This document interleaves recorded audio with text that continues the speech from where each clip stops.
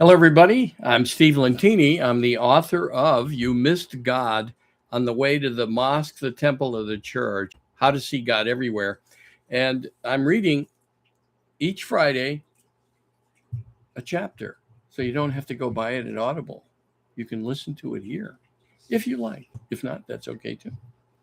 So, chapter 4 this week, recognition, God as now, and then Spinoza and Einstein and how they're connected, even though they lived hundreds of years apart.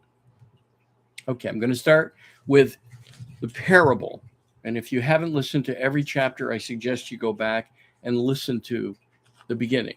But the benefit of doing it this way is you get some of my thinking while I was writing the book and what caused it. And as if you go back to the first chapter, it's my near-death experience caused this. And that was November 18th, 2002, with two friends at the end of my bed. You can buy the book too if you want. And feel free, if you want to put a comment in, I'll pay attention to chat and I'll read the question or the comment and then I'll reply. Okay. Here's a parable. The locked door. A woman received a key at birth. In fact, everyone did.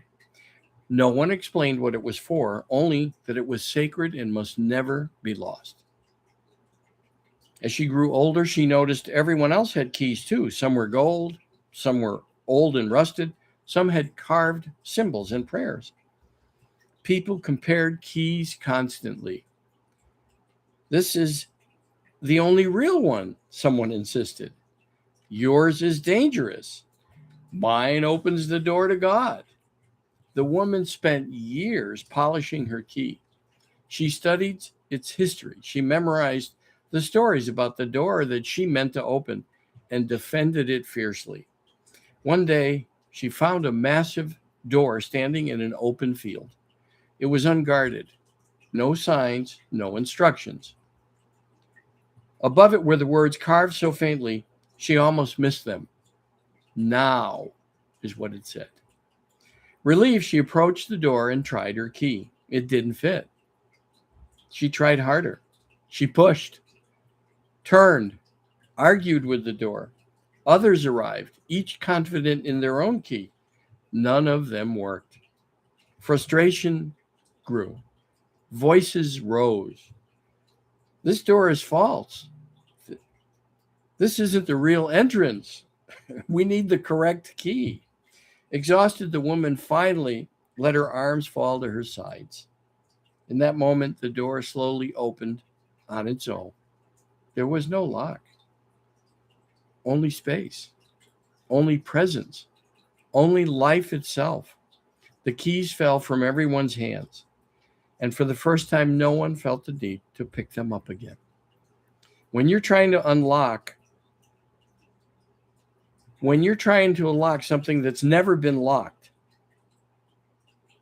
where in your life are you still gripping a key, convinced the door is resisting you when the door has never been closed?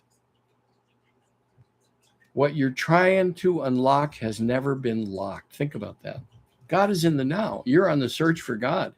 My near-death experience, one second I was with two friends at the end of my bed. The next second, I was one with everything and nothing, one with the infinite, one with God.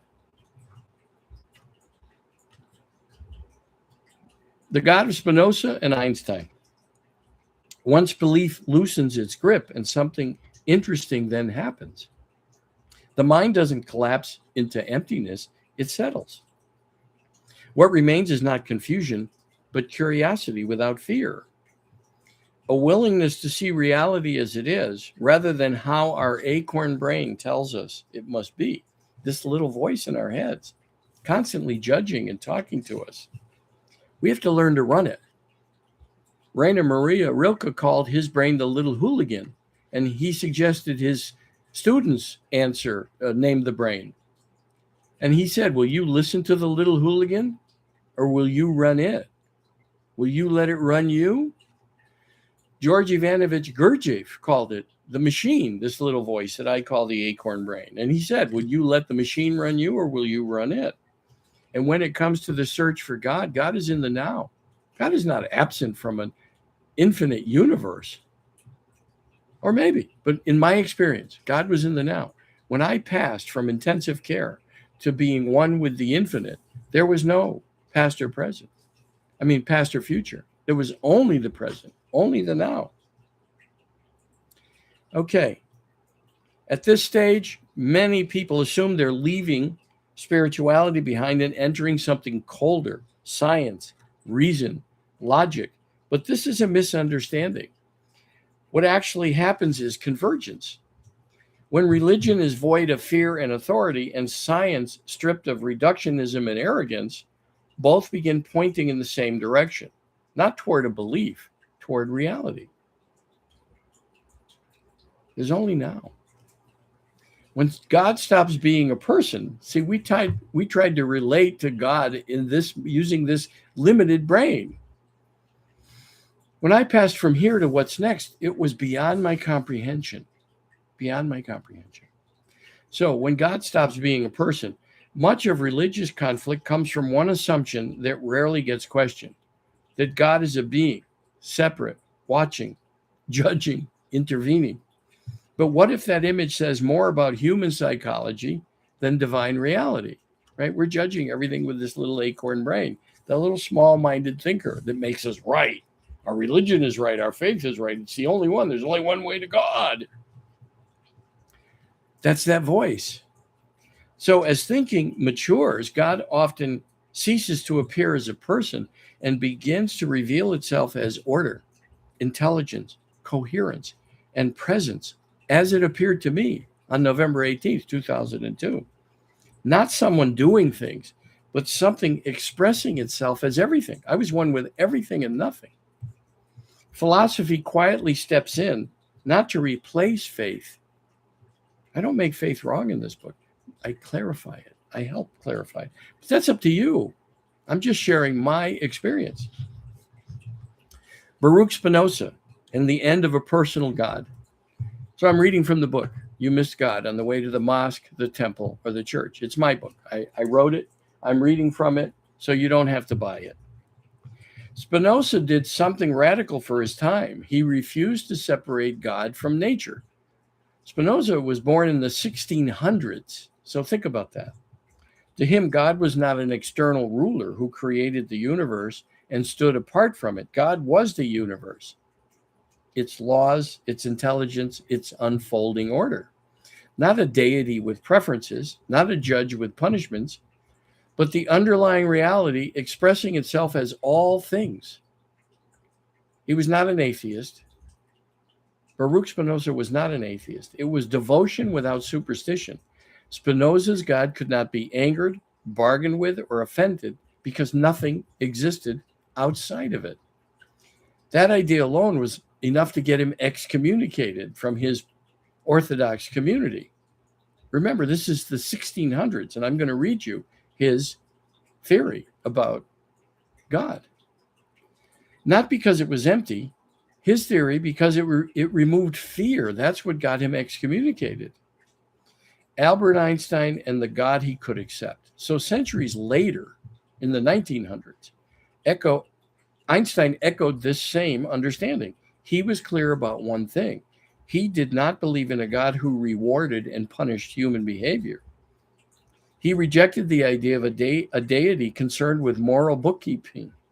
Yet he often spoke almost reverently about awe of the universe and the creation, about mystery, about intelligence, and the deep order revealed through mathematics and physics. Einstein would answer people when they asked him what his idea of God was. Einstein would answer it in two ways. One, the superior reasoning power that created this unimaginable universe forms my idea of God. The other way he would answer people was, go read the God of Spinoza, which we're about to do. When Einstein spoke of God, he was speaking of the same reality Spinoza described, the rational structure of existence itself, not belief, but wonder, not obedience, understanding, not fear, alignment. Why this matters now. Spinoza's belief isn't philosophy for its own sake.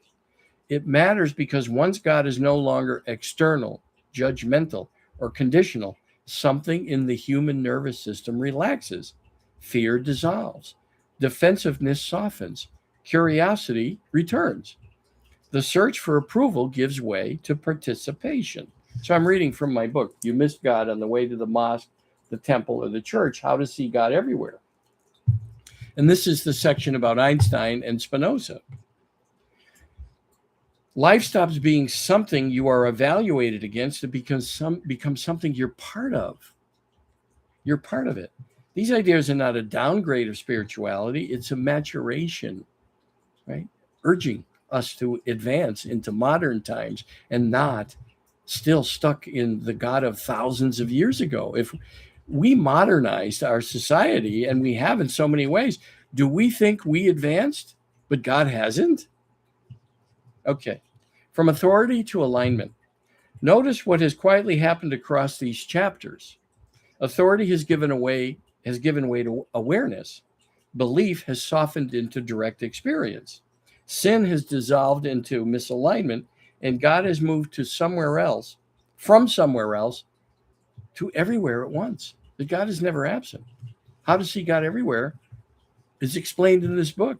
And in my experience, when I passed from intensive care on November 18th, 2002, 1 second with two friends at the end of my bed, the next second, one with immense light, mercy, grace, one with God, one with everything and nothing, and only the now. There was no past or future. So is this a new idea? It is what remains when old structures fall away. Spinoza and Einstein are not guides to follow. They're evidence that when thinking evolves far enough, it inevitably arrives. It'll arrive here. The quiet recognition. If God is the intelligence expressing as everything, then nothing is excluded. Not doubt, not science, not your ordinary, unremarkable moments. God is not found by leaving life behind. God is recognized by meeting life fully, without filters, intermediaries, or fear, which leaves a final question for this chapter. If this universe is not something you were purposely placed into, but something you are an expression of, what changes in how you live? I'm going to read now the God of Spinoza, written by Baruch Spinoza. And this is what Einstein would say to people when they asked him, what's your idea of God? And he'd say, go read the God of Spinoza very often. He also answered it another way that I mentioned just a few minutes ago. So when Einstein attended some conference in the numerous universities of the USA, the recurring question that the students asked him was, do you believe in God? And he always answered, I believe in the God of Spinoza. Baruch Spinoza was a Dutch philosopher of Portuguese Jewish origin who was considered and still is one of the great rationalists of his time, along with French philosopher René Descartes. Spinoza was born in Amsterdam in the 17th century of a businessman father who was successful but not wealthy. To him, God would have said, stop praying and giving yourselves blows on your chests. What I want you to do is go out into this world and enjoy your life. I want you to enjoy. You sing, have fun, and enjoy everything I've done for you.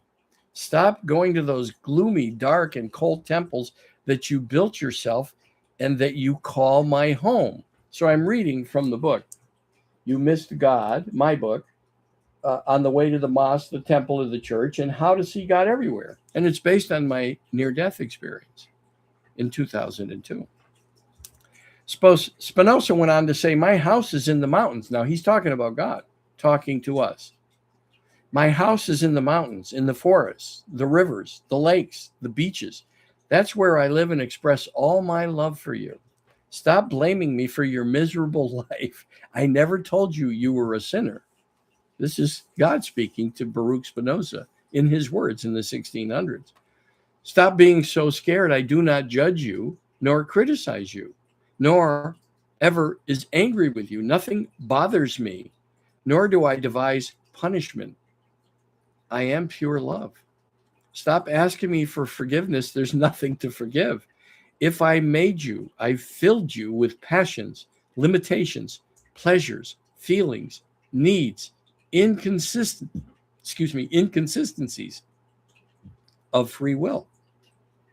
How can I blame you if you do or say something out of that which I put in you? How can I punish you for being as you are if I'm the one who made you?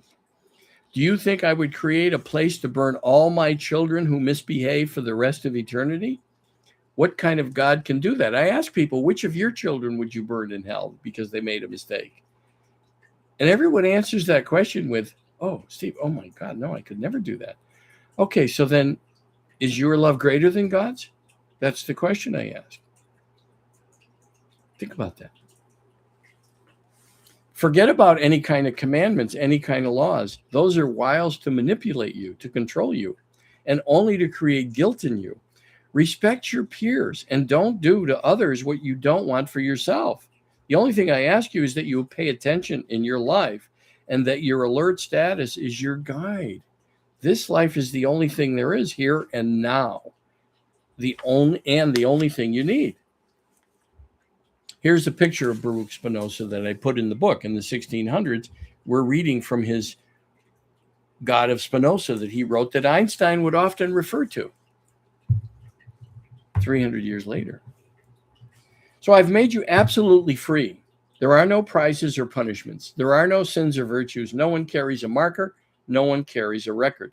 You are absolutely free to create in your life a heaven or a hell.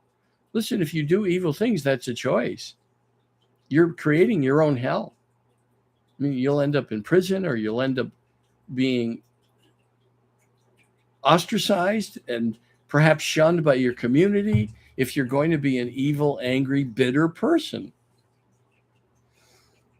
I couldn't tell you if there's anything after this life, but I can give you a tip. Live as if there wasn't. As if this was your only chance to enjoy, to love, to exist. I'm reading from the God of Spinoza that Einstein would refer to in my book.